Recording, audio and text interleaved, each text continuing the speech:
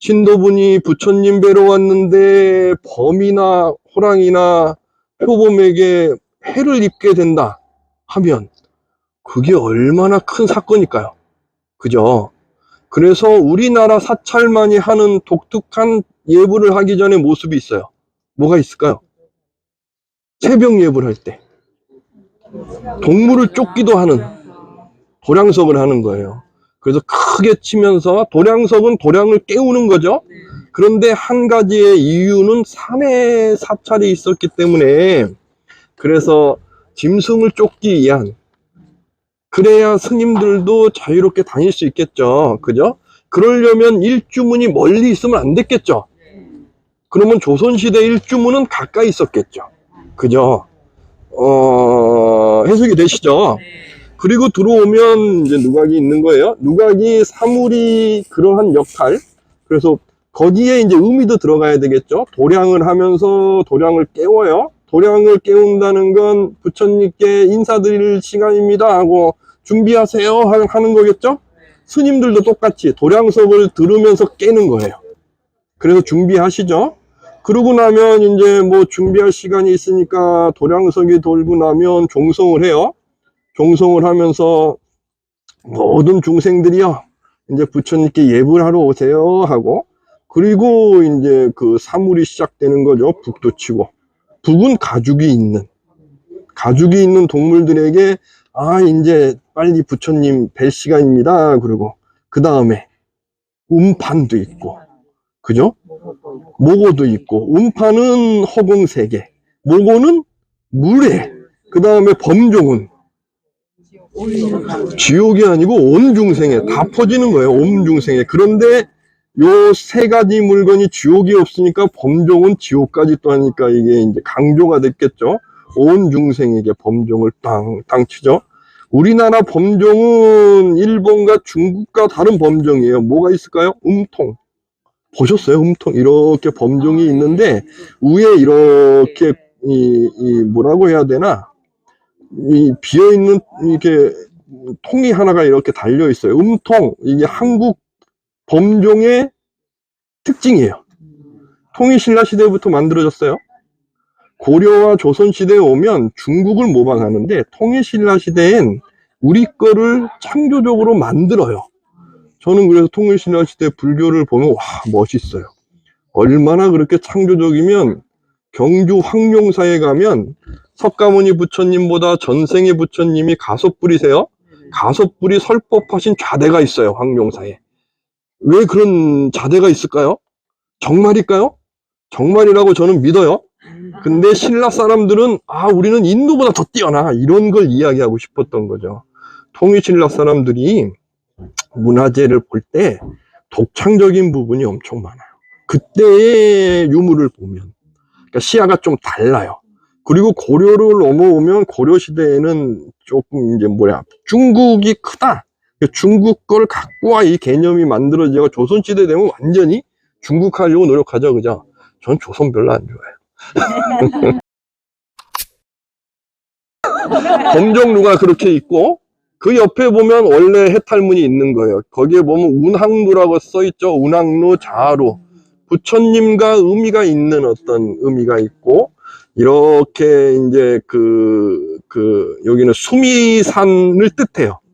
그래서 수미산에 부처님이 계시는 공간은 올라가는 뜻으로 쫙 올라가요. 그래서 일주문 수미산을 올라가고 거기에 수미산을 지키는 사천왕이 있고, 그리고 쫙 올라오면 부처님의 기운이 있기 때문에 부처님 기운이 있는 그런 구름계, 자하루, 부처님의 빛, 이런 의미의 누각의 이름은 져져 있어요.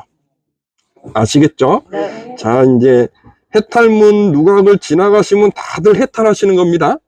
해탈을 하셔야 부처님이 보이시니까. 네, 그래서 들어가셔서 부처님이 보이시면 내가 해탈했구나 라고 생각하시면 되세요. 네, 올라가시죠. 우리 보우스님 아세요? 제주도에 기왕 와서 열반하셨죠? 어떻게 열반하셨는지 아시죠? 관아에서 마루 닦게 하고 지나가는 모래배한테 지나가면 한 대씩 때리라고 그래서 일주일 만에 돌아가셨어요. 맞아서. 왜 유학자들이 이렇게 때려 죽였을까요? 이유는 설법했다고. 그리고 자기 주장했다고. 이 주자학자들은 이게 불교를 비난했거든요. 그러니까 조선 후기가 되면 설법을 하면 안 돼요. 양반들은 와서 행패 부려요. 그걸 막기 위해서 저렇게 문을 해놓으면 양반들이 말 타고 들어오지 않고 걸어 들어오겠죠. 그런 게 아니었을까 추정해요. 그렇지 않고는 저렇게 문을 작게 저렇게 할 이유가 없어요. 근데 많은 산에 있는 절들이 누각을 짓고 나서 이렇게 작게 들어가게 하는 경우가 많아요. 이게 머리를 수그려야 되고 이런 모습이 그게 아닐까? 라고 추정을 많이 해요. 근데 저도 그런 것 같아요. 자, 이렇게 들어가시면 부처님 뵙니다. 보면 장곡사의 지금 모습이 1600년 이후에 사찰이 새로 지어질 때의 모습이에요. 대웅전이 있고 양옆으로 신검당과 또 하나 우리는 좀 다르죠. 그렇게 이제 선 하시는 곳, 염불 하시는 곳 이렇게 양쪽으로 지어져요. 그리고 앞에 누각이 있고 앞에 이렇게 공간이 있고 이렇게 적어져요. 절이 적어져요. 왜 그러냐 하면 우리 불교가 임진왜란 이후에는 교종이라고 해서 불교를 공부한다는 전통이 완전히 사라져요. 선종으로 단일 교단이 돼요. 그리고 기도하는 개념으로 확 바뀌어요. 그래서 장곡사의 유명한 장곡사 괴불이죠? 그죠? 보셨나요? 장곡사 아닌가요? 제가 잘못 봤나요? 장곡사 괴불이죠? 괴불이 뭔가요? 걸괴자. 밖에다가 부처님을 걸어서 모셔요. 이렇게. 왜 부처님이 안에 계신데 밖에 걸까요? 괴불은 전국에 100여 점 이상이 남아있어요. 왜 괴불은 남아있을까요? 무거워서 못 갖고 갔어요. 그러니까 도둑맞지 않았어요. 거의 모든 괴불이 도둑맞지 않았어요. 장정이 한 20명이 들어야 돼요. 괴불 이렇게 거는 거 보신 적 있나요? 1년에 한 번씩 걸어요. 거의. 그만큼 걸기도 힘들어요.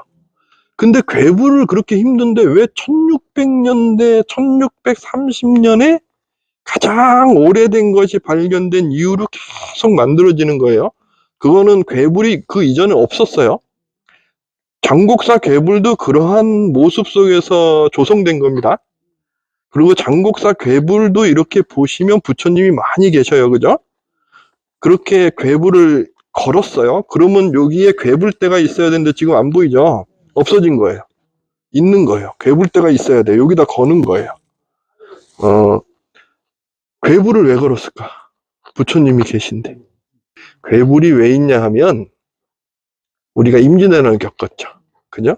그리고 병자호란을 겪었죠. 많은 분들이 돌아가셨어요. 그 다음에 임진왜란이 일어나기 전에 주자학자들이 불교를 탄압하면서 없애기 시작했어요. 그러다가 임진왜란 때 스님들이 승병으로 참전했죠. 그죠? 그리고 나서 조선은 정말 못 살아요. 정말 돈이 없어요. 병사를 유지를 못해요. 임진왜란 때도 유지를 못했어요. 그런데 스님들은 살 수 있게만 해주면 병사로 활용할 수가 있었던 거예요. 그리고 전국의 산에 산성도 지어줘. 경복궁도 스님들이 지어.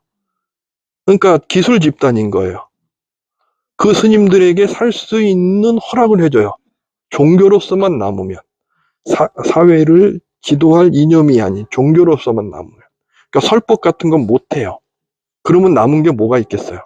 기도, 천도제. 그죠? 절이 보면 적죠. 마을 분들이 다 모여요. 그러니까 밖에 부처님을 모시고 밖에서 천도제를 하기 시작하는 거예요. 제를. 그러니까 절이 어떻게 보면 살기 위한 모습일 수도 있고 그 시대의 불교의 독특한 상황이었던 거예요. 한국 불교의 독특한 상황. 그래서 그때부터 전국의 괴불들이 조성되기 시작하고 괴불은 다 천도제와 관련된 부처님이셔요. 영상회상에서 부처님이 설법하시는데 이분들에게 극락왕생 그리고 제를 지내는 의미에 그러한 의미의 다 괴불이에요. 그래서 괴불을 보면 이게 부처님이 왜 이렇게 부처님이 여러 부처님이 다 같이 계시는 거예요. 우리 하대웅전의 가운데 계신 부처님께서 고려시대에 1300년대에 충자 들어가는 왕이 있을 때면 원나라 간섭기죠, 그죠? 그때의 부처님이셔요. 그거는 무엇으로 알 수 있을까요? 복장유물로. 그런데 조선시대의 복장유물과 고려시대의 복장유물은 달라요.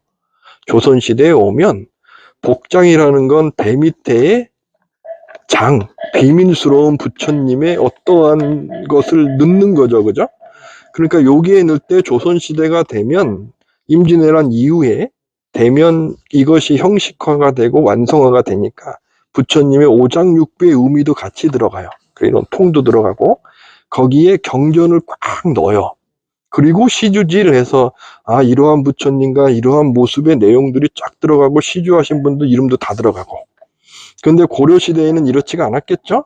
근데 요 안에서 비단에 이 부처님이 어떻게 조성됐습니다 하는 내용이 나온 거예요.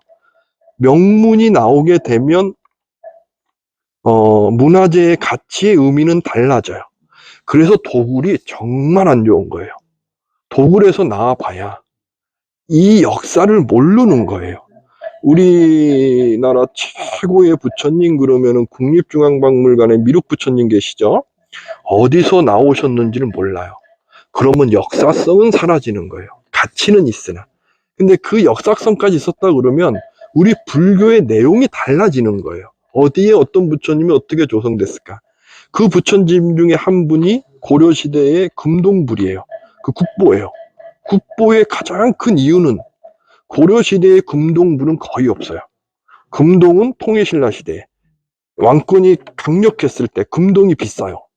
없는 거예요. 그런데 계신 거죠. 너무 멋있는 부처님이. 우리 장곡사에는 탑이 없죠. 탑이 왜 없을까? 원래 자리가 여기가 아니었을 수 있어요. 원래 자리가. 저기 상대웅전 올라가시면 부처님 밑에 좌대가 석등의 기둥을 사용한 것 같아요. 그러면 장곡사 어딘가에 석등도 있었겠죠? 그럼 불상도, 석탑도 있었겠죠. 근데 사라졌을 것 같아요. 그러니까 그 자리, 그러니까 원래의 옛 모습의 자리가 아니었을까? 라고 생각할 수 있고, 조선 임진왜란 이후나, 임진왜란 때 불난 건 아닌 것 같은데, 언젠가 폐사가 되고, 새로 사찰 구역을 하면서 사찰 구역이 새로 됐고, 부처님도 고려시대에 조성됐는데 옮겨졌던가, 그러지 않았을까? 생각이 들어요. 우리 대웅전에 막대가 있는데, 여긴 왜 없을까요? 격이 있었을 거예요, 격이. 격을 나눠야 되잖아요. 그러니까 사찰에 가면 가장 중심에 있는 부처님 정각이 포라 그래도 포도 더 높아요. 그리고 우리 장국사 대웅전은 맛배지붕과 팔작지붕 구분할 줄 아세요? 아시죠? 맛배지붕이죠. 그죠? 격을 높았으면 팔작지붕이어야 될 텐데 왜 맛배지붕일까요? 못 살았겠죠. 좀 더 여유가 있으면 맛배지붕 했을 거예요. 그리고 팔작지붕. 맛배지붕 격구에는 팔작지붕의 부처님을 모시고 더 화려하니까 그 다음에 지장전 같은 경우는 맛배지붕으로 해요. 맛배지붕은 보기에도 화려하지 않고 뭔가가 고요하고 그러니까 지장전 같은 경우에는 거의 격을 맞추기 위해서 맛배로 하기도 해요. 팔작지붕이 격이 더 높다고 생각하는 거예요. 그리고 또 격을 이야기하는 것이 우리 누각은 보면 이걸 포라 그러는데 포가 낮죠. 누각은 격을 맞추는 거예요. 옛날 분들이 격을 건물의 모습하고도 맞춰요. 그래서 대웅전의 격은 하나, 둘, 세 개로 이렇게 앞에 보면 나와 있죠. 여기는 두 개, 세 개인가요? 두 개인가요? 그러면 격이 안 맞는 거예요. 예. 그 격으로 맞추는 거죠. 그래 안 맞는 거예요 라고 제가 이야기해도 똑같이 하고 크기를 맞췄으니까 맞겠죠 라고 해도 되는 거죠. 그러나 포를 더 높이 하면 안 돼요. 부처님이 계신 곳이기 때문에. 무슨 얘기인지 아시겠죠? 그 격을 맞춰요. 그리고 여기 옆에는 아마 요즘에 지었을 텐데 포가 거의 없을 거예요. 그죠? 그 격을 맞춘 거예요. 그리고 아까 제가 또 말씀드렸는데 대웅전 이렇게 지나가시다가 이제 상대웅전으로 살짝 갈 건데, 기둥 밑에 초석이라 그래요. 초석이 조선시대의 모든 초석은 다 그냥 굴러다니는 막돌을 갖다가 큰 거를 놨어요. 그래서 막돌 초석이라 그래요. 이름이 막돌 초석이에요. 막초석, 막돌 초석. 그런데 조선 중기 이전으로 올라가면 사찰을 지을 때 초석을 막돌을 놓고 짓지 않아요. 초석을 다듬어요. 연꽃 모양이건 어떤 모양이건 다듬어요. 그래서 뭐라 그런다고요? 다듬돌 초석이라 그래요. 막돌 초석, 다듬돌 초석.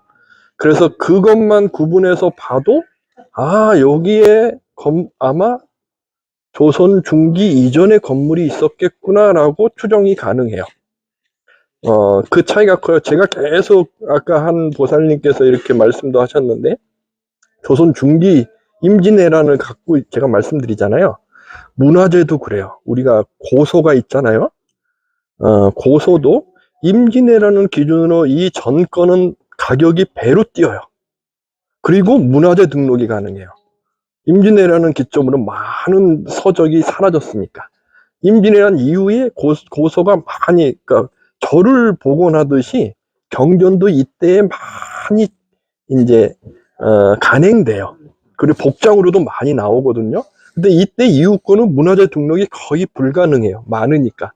그 정도로 조선시대를 기준으로 한국 불교가 확 바뀌어요. 그래서 제가 계속 말씀을 드리는 거예요. 이것만 기준으로 해서 바꾸는 눈만 계셔도 사찰을 볼 때 시대 구분이 가능하셔요. 장곡사의 괴불은 성보박물관 다른 곳에 모신 것 같아요. 그런 장곡사에서 이렇게 행사를 안 하니까. 그러니까 보존하고 있겠죠. 근데 요즘에 절들이 지금 이제 1년에 한 번씩 괴불질을 하는 것이 계속 이렇게 이제 일반화되듯이 하고 있어요. 그래서 저는 괴불제를 했으면 참 좋겠는데, 왜 안 하시지? 라는 생각도 해요. 여기 장곡사 괴불도 높이가 한 8m라 그러던가? 8m면 굉장히 크죠? 괴불치고는 그렇게 큰 건 아니에요. 한 10m 넘어가기도 해요. 높이가. 큰 절들은. 여기에 이렇게 모여서 한 거예요. 모여서. 그리고 또 괴불을 그렇게 밖에 걸었던 또 다른 이유는, 지금은 일반 신도분들이 부처님 앞에 들어가서 절하잖아요. 그죠? 이렇게 들어가서 절하는 것도 임진왜란 이후예요. 마루가 깔려있죠? 마루 깐 것도 임진왜란 이후예요. 그 이전에는 상대웅정 가시면 아실 거예요. 뭐가 있었을까요? 전돌. 전돌 아세요? 보도블록 같은 거. 그 돌로 깔려 있었어요. 모든 절이 다. 마루를 깐 건 임진왜란 이후부터예요.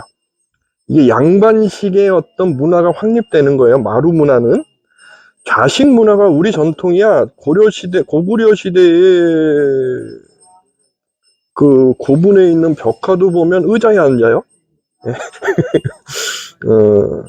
그리고 마루 문화도 임진왜란 이후에, 그 이전에는, 그러니까 그 이전에 있었던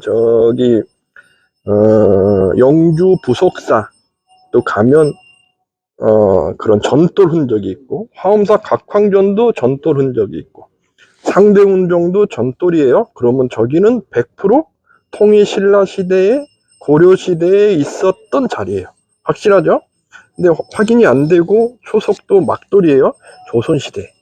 이거는 100% 확실한 거예요. 그걸 보면 그런 것도 확인이 되고.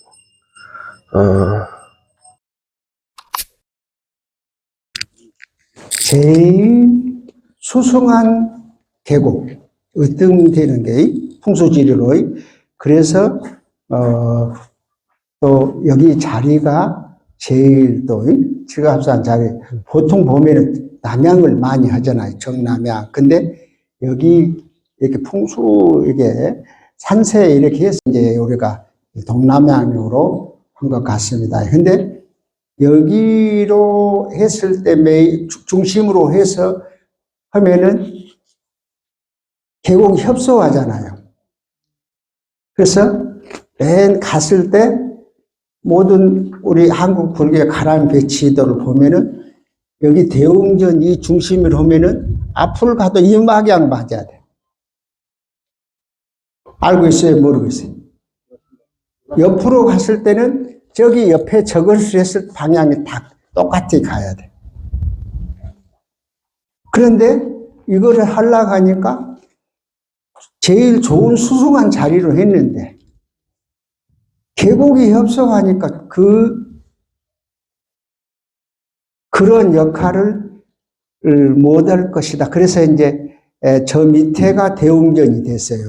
그러니까 가람 보면은 거기가 지금 하대웅전에는 건축 저기로 다 그 중심 우리가 통례적인 그렇게 좌우가 되어 있습니다. 약간 틀린 것은 하는데 그해 연도에 주지스님이나 조실스님이 사주로 봐갖고 힘들다 하니까 알고 있지만은 중생심에서 살짝만 튼 거예요. 살짝만 튼 거. 그래서 이제 또 저는 어떻게 생각하냐. 여기는 가운데 비로자 하나 버리시니까 대적광전 해야 통례적으로 맞죠. 저기도 약사정인데 없으니까 맨 처음에 했잖아요. 우리는 시야 본사하니까 문화재로 지정되기 전에는 할 수 있었어요. 바꿀 수 있었어요. 근데 전임자를 우리가 부처님 가르치면 일체유심조 사상으로서는 마음법길 우리가 시야 본사가 모든 게 부처님 그렇게 의식을 하고 있잖아요. 그러니까 역할을 다른 게 아니라 그 구실을 하고 있으니까 그런 의미로 대웅전을 했을 것이다. 저는 해석 이렇게 합니다. 그러니까 그 전임자들, 후임자들도 전임자의 큰 뜻의 어떤 우리 스님들은 게 이것도 저것도 많을 했을 때 하다못해 우리 기아 쌓는 것도 우리가 삭발하는 것도 장사 맺는 것도 우리는 마음법길로 마음을 닦기 위해서 하지 않았습니까? 근데 그렇게 해서 했으니까 크게 연연하지 않았다. 밖에 사람 문화재 이원이나 학자들이 근데 스님들은 이게 가지고 계속 알고 그걸 하신 분이 거의 드물었어요. 여쭤보는 게. 근데 제가자가 그래요. 학자들, 문화재위원들. 그러니까 그런 큰 틀로 했을 때 대웅전을 했든 제적광전이 했든 그것을 크게 논하지 않아요. 그래서 그런 뜻으로 우리 시야 본사, 우리 나의 스승은 서가모니 부처님 그런 우리가 많이 계속 말미에도 경전에 많이 우리가 이렇게 설했잖아요. 그래서 대웅전을 붙였지 않을까. 그리고 이제 그 다음에는 저기는 정말 사루 세 때를 대중이 여기는 그 전에 지금 제가 와서 이것을 깔았습니다. 그 전에는 안 하니까 5분만 있으면요 냉기가 올라와요. 또 옛날에는 신발 신고 갔어요. 그렇게 저 뒤에 뭐 이렇게 구멍도 사진을 보면은요 뒷문도 또 중간에 이렇게 했어요. 그리고 우리 기태사도 보면 신발 신고 갔잖아요.